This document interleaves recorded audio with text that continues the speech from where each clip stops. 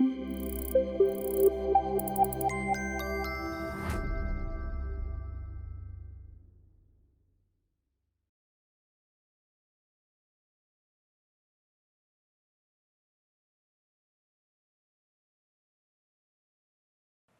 I wanted to start with a game actually, but we don't have time anymore, unfortunately. So we can play a little drawing game if you're up for it after the show. And we'll dive right in, because I came all the way from Europe, from Barcelona, and brought a very well-known saying from there, which is a picture is worth 1,000 lines of code. And a very well-known situation. You bought a book, you read it, there's a lot of code, a lot of text, a roadblock, also known as code block, more code, more text, and it's over. Pass out. Brain shuts off. But then, what is this?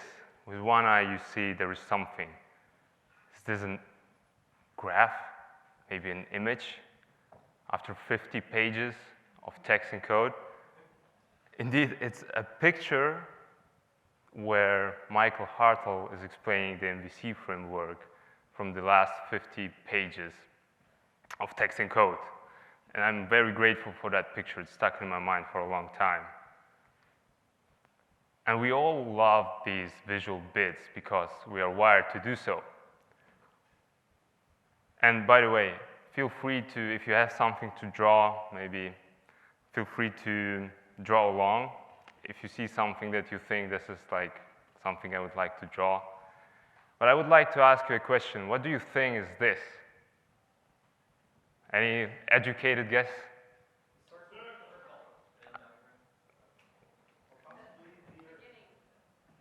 Yeah, circle is good because, well, maybe more of an egg. But I would like to picture that you picture of yourself that this is a very sophisticated schematic image of your brain. And we love those visual bits because our brain for 30% is just processing images. The things that you see right now, 30% of your brain are actively working on this, and also your mind's eye. And then 20 to 30% is also processing some type of visual information. So basically it's a vision processing machine. And so it's no wonder that when we look at this, we feel overloaded.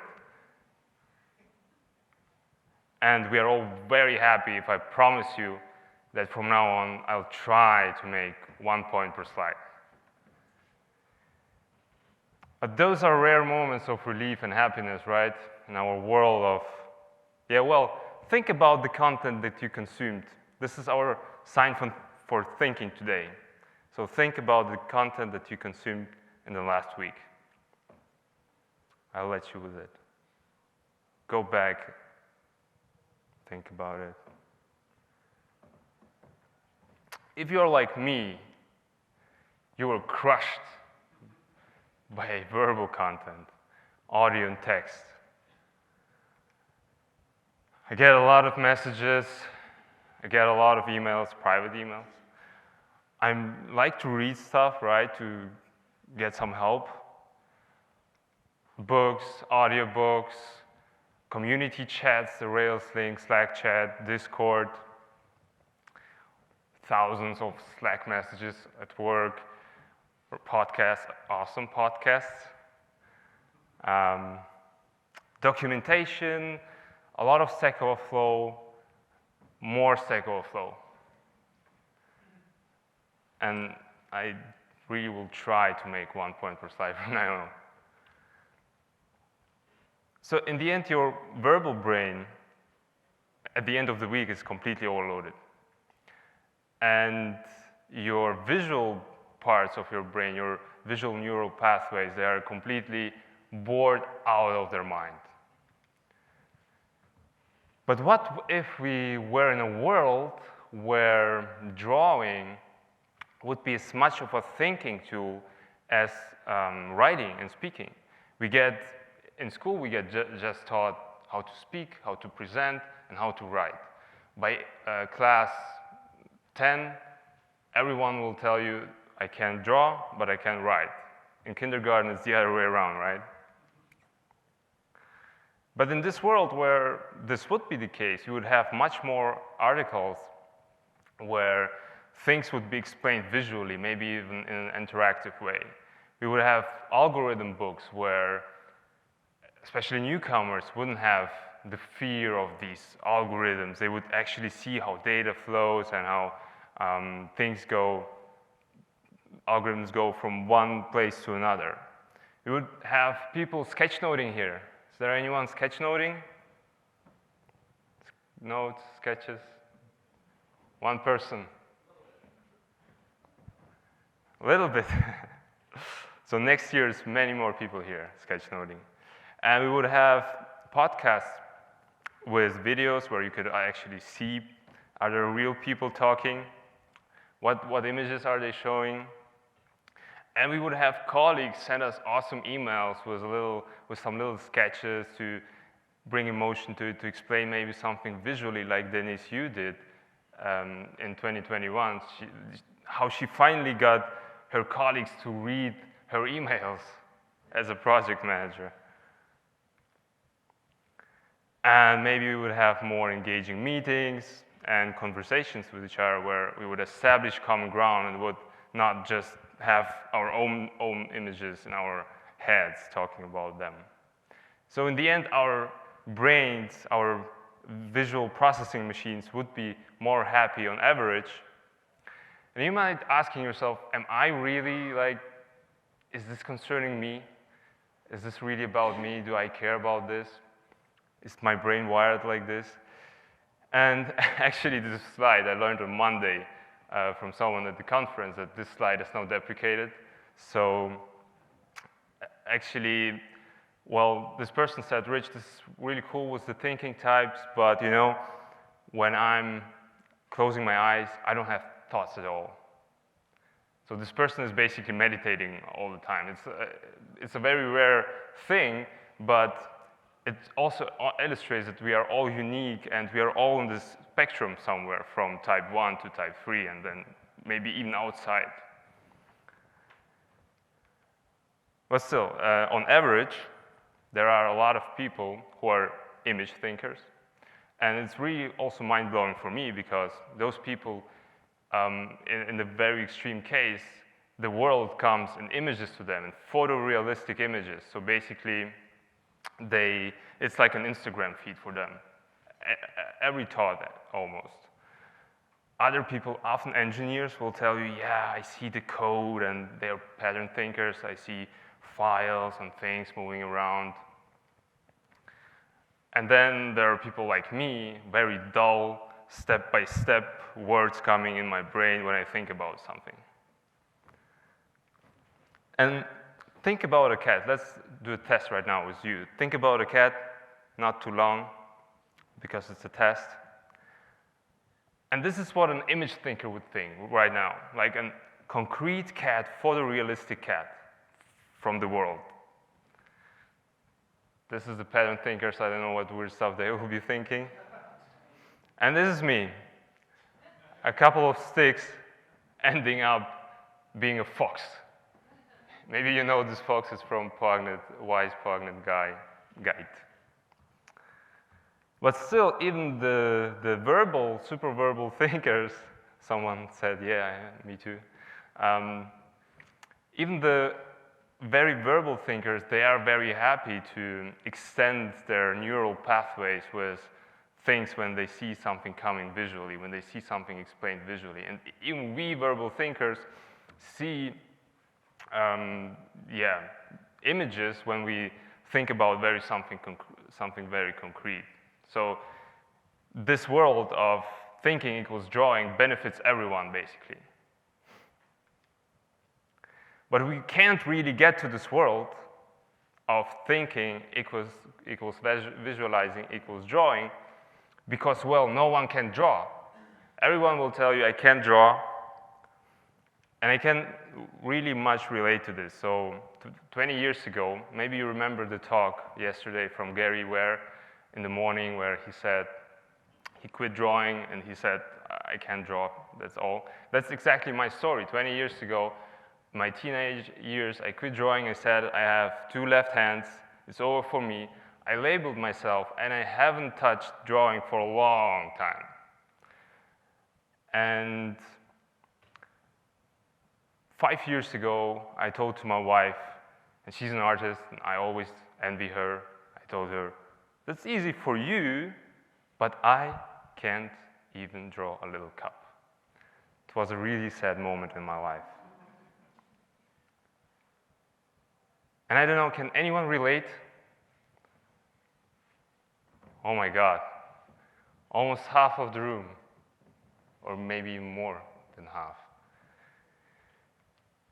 And that's funny because there is someone in the visual thinking space, Dan Rome, and if there's someone you should check out if you want to dig deeper into visual thinking. And he says there are basically 3 categories of people who say, and 75% of people basically say they can't draw.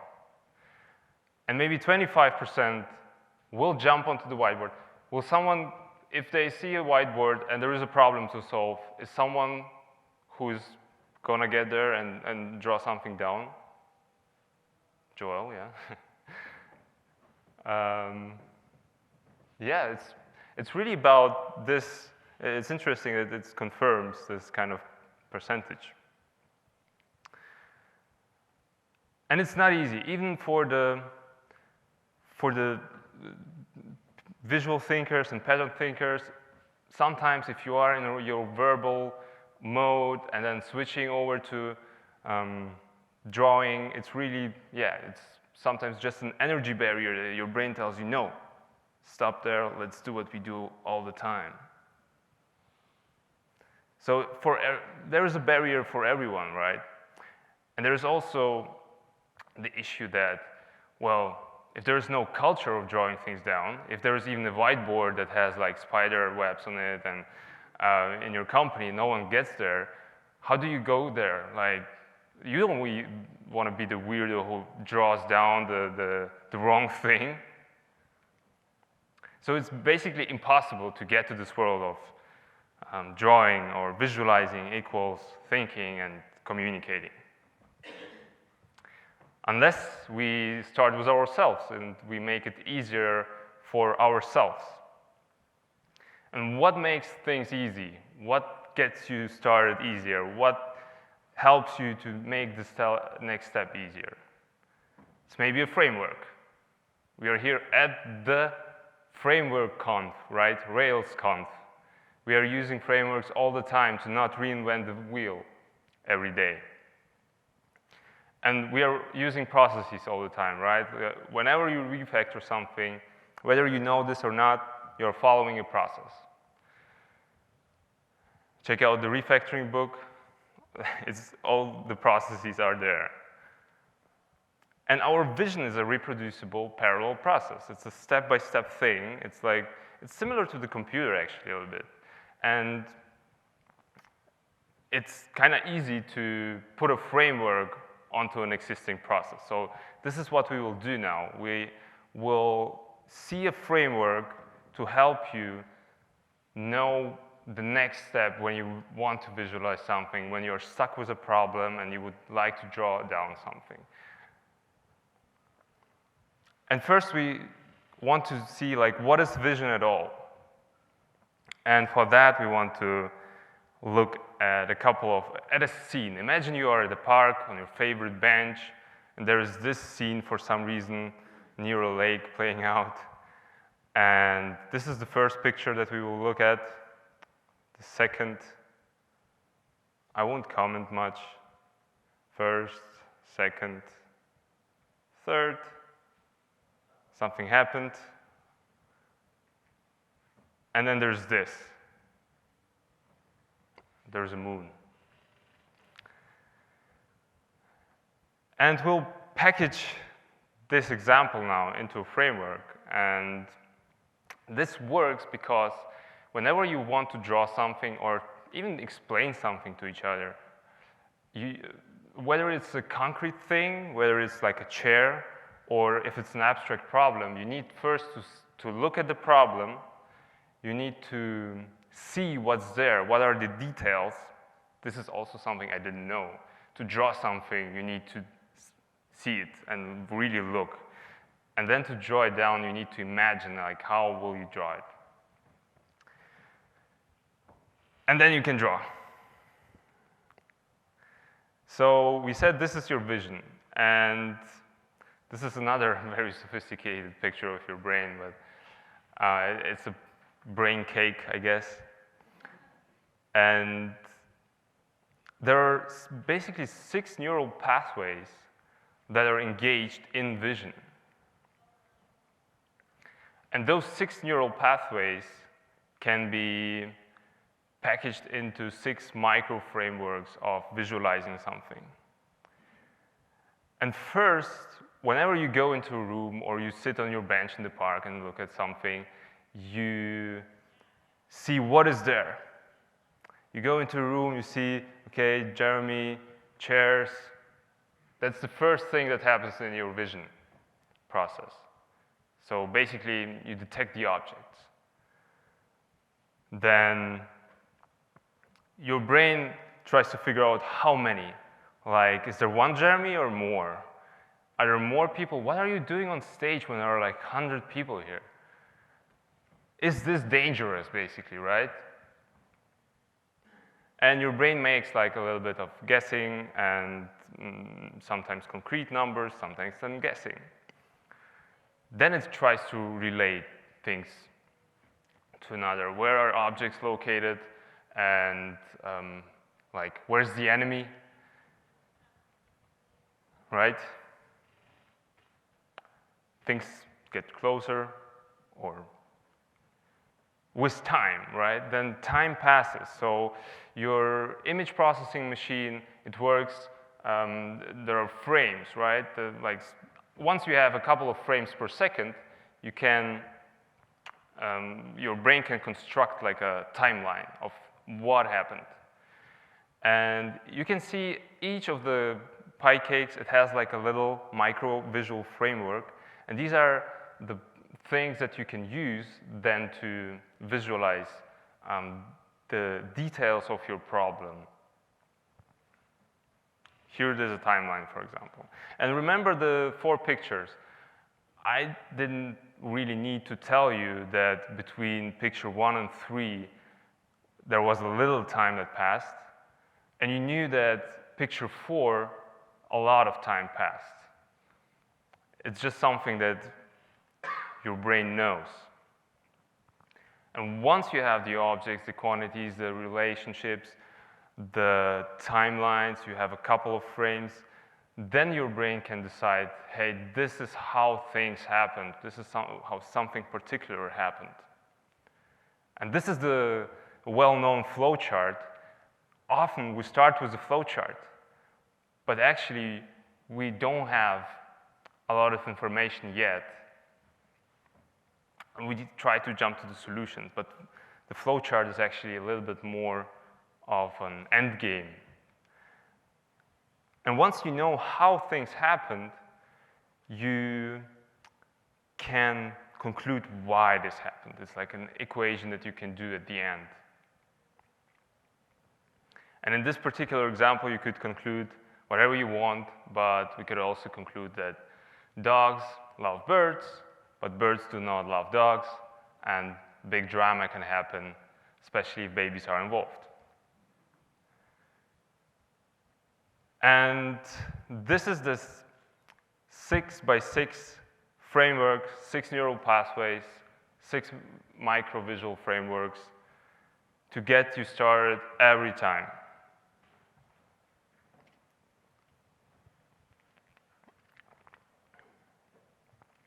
And we'll have an example in a little bit. What you also need, apart from the framework, is a visual alphabet. So if you're the one who raised their hand and said, I can't draw, you probably don't have a visual alphabet as well. And that's not very complicated, especially in the beginning.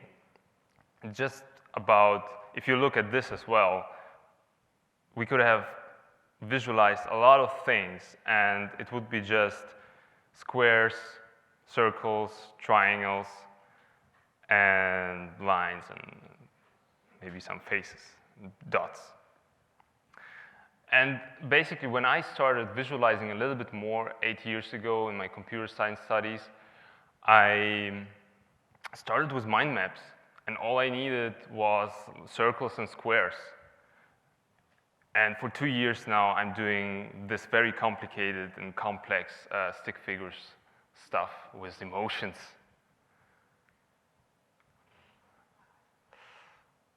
So yeah, let's see the framework in action to have an example. And I was told that this is worse than live coding, so I won't do it live. If you want, we can do it after. But to do that and to practice that yourself, maybe afterwards, it's always cool to start with a clarity challenge. So something where you felt, hey, I wanted to explain this particular thing to someone, but I said something, and in the end, it didn't really work out. It wasn't the right thing that I wanted to say.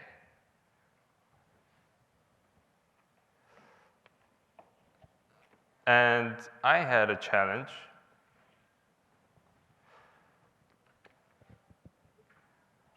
Recently, where, well, I prepared for this talk, and I went to a Toastmasters event, and we had an after party, and someone asked me, hey, why is Ruby such an amazing language? And I didn't really feel afterwards that I kind of got to the core of it. And okay, this person, to make it more concrete, it was Maria, and she's a linguist, and she's afraid of AI taking away her job at Google. She's also a translator. And she was wondering if it would be cool to get started coding.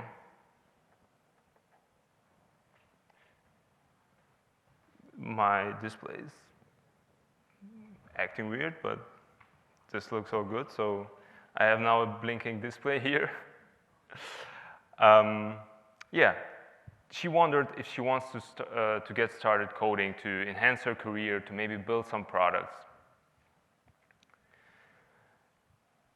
And I kind of just browled away, and I picked the first thing that I saw and explained to her, hey, how awesome the Ruby language is, and how human readable it is, and how bad Java is, and I talked all these weird things, right, that we often also do with coding, right? Someone poses a problem, we jump onto it, write 1,000 lines of code, and it was the wrong one.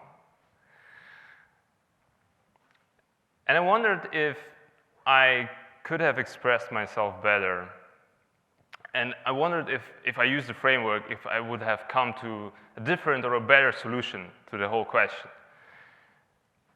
And if you remember, the first thing to do is to get to the what. And it's not that you need all the time to go through all the 6 steps.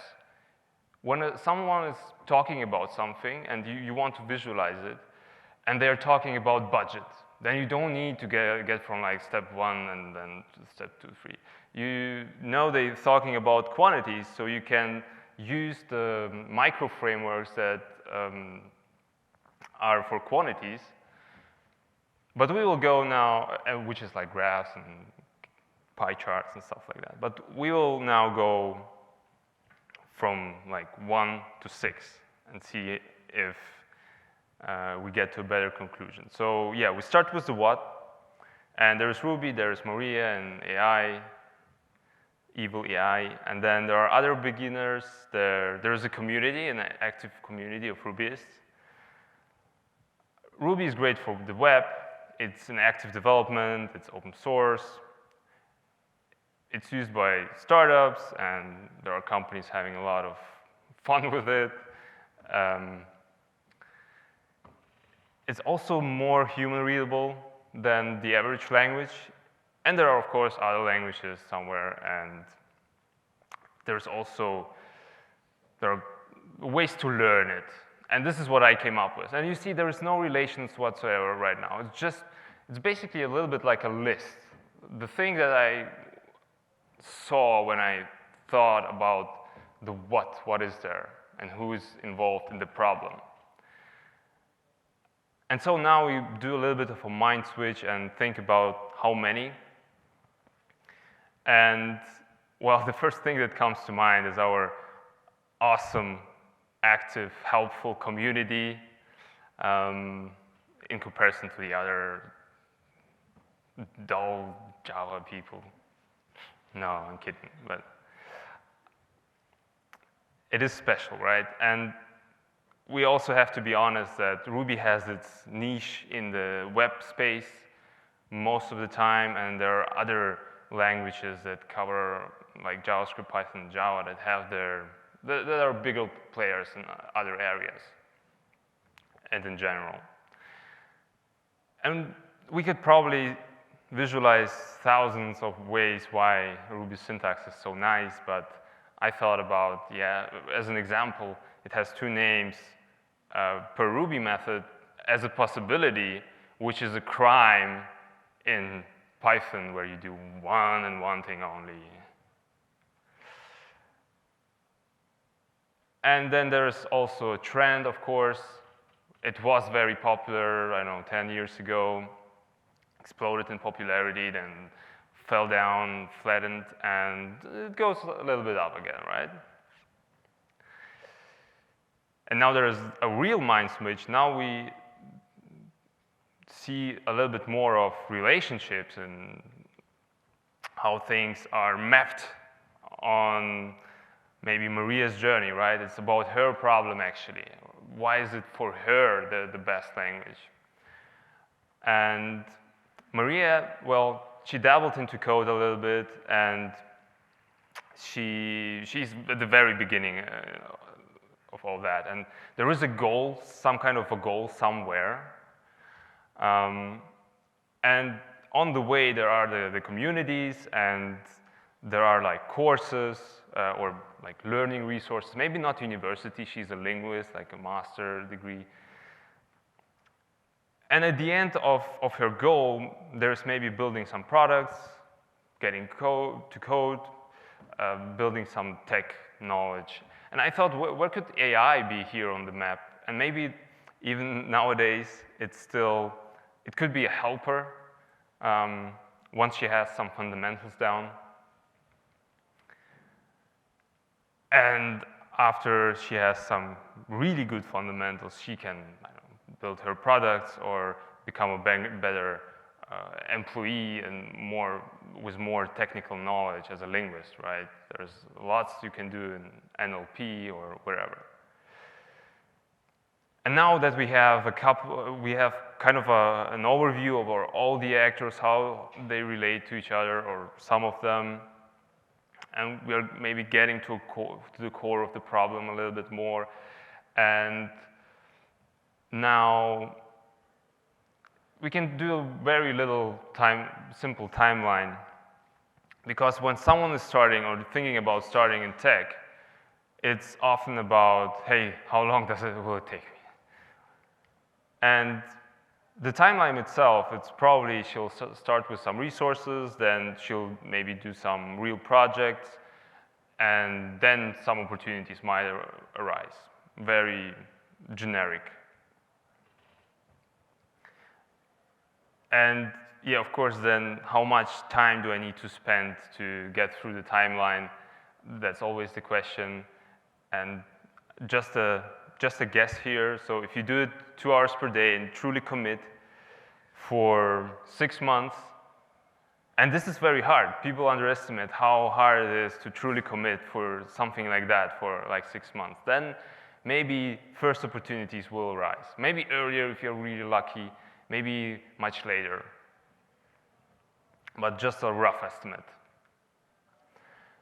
And now that we have a timeline, we can and see how things could happen, we can jump into proposing a plan for her, like how would the flow look like? And first, truly commit to your decision to do that. Then learn some basics, maybe Codecademy, maybe whatever you like. See if it's fun for you, then dive deeper, maybe with a boot camp. And engage in communities all the way through. There are also open source boot camps and open source resources that are really great. And all the awesome chats and Twitters where you can, Mastodons, where you can get help to build your first real project, which is then the thing that might, with highest probability, lead to good opportunities. And after all that, do I have a better conclusion for Maria? And I felt that it was better. What I have actually, how I should have built it up probably, was everything that we've seen now. Maybe I should have said something like, hey, Maria plus Ruby times true commitment times the awesome Ruby community, maybe AI as a helper for you, will result in opportunities and fun. That's maybe better than just rambling about syntax. I could also have shown her like thousands lines of Ruby code, but that wouldn't help probably. And I felt like this came more to the core of her problem. That was more like a good explanation in the end. And we learned maybe something along the way as well about Ruby and why it's, and where it is at all as an ecosystem.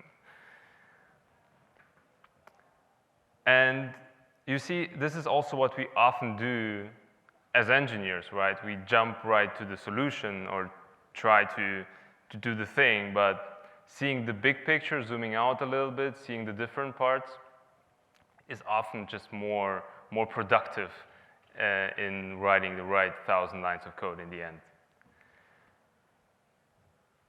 And knowing about the framework, you will probably encounter it in a couple of places, and it is, or parts of it are successfully used in some places. Whiteboard interviews. If you ever had one, you first draw down the what, then some inputs, outputs. You do the how, the code in the worst case, and then you speak about the how many, like what was the performance, what's the big O, and so on. This was also, of course, the typical how, where you can see the flow of a request going in, and the whole MVC thing explained how it basically works. You could also make a where out of it if you remove the whole lines and arrows, and if you layer it a little bit and say, hey, this is the database layer, this is the application layer, this is the user layer. There are other visualizers who will dissect problems into pieces and very complex topics actually, and take out your barrier of, oh, I don't know how to start with it, I don't even know where to start learning it. And they do basically everything, like how, where, how many, and why. And Stack Overflow doesn't have to be always just text and code. So there is a 12 upvote explanation, visual explanation of the how of a Ruby map method. So this is the evidence that we can even populate Stack Overflow with cool visual stuff. Maybe other helpful thing that I found is I never could have remembered if it's the forward slash or the backward slash for the multi-line strings. And I drew it down once, and I did some weird thing like flowing down from left to right. And once I encountered a multi-line string, I remembered this forever. So if you don't remember something, you might end up just drawing some kind of weird thing, and you will have the image and you will know this is how it's actually working. And often people, when they look at images of your articles, they will tell you if you have created a kind of unique image, they will tell you, hey, this made it more memorable for me. This made it stick. This made the concept more relatable. So it's good for you because you kind of expressed yourself and explained something and stand out in a way. And it's good also for the readers who engage more. So all you need to do right now is pen and paper if you want to express yourself or write down things, draw down things for yourself. Whiteboard is great if you are in an office. There is also Miro when you are remotely, Draw.io, at least some boxes and circles to visualize the code parts. That's the minimum. And I've already seen this at this conference a couple of times, people getting out Draw.io and doing the pattern thinkers, of course. And find those visual thinkers. So in my company, in some of my teams that I worked in, I found those pattern and visual thinkers, and we conspired to create visuals for newcomers to explain how our infrastructure works. We did a design sprint once, which is highly visual, to create an MVP in a week and know what not to build. And you can do all kinds of things. You can also, we did some brainstorming sessions to brainstorm ideas or make some decisions. So it's great to find those visual thinkers and have a little bit more fun at work together.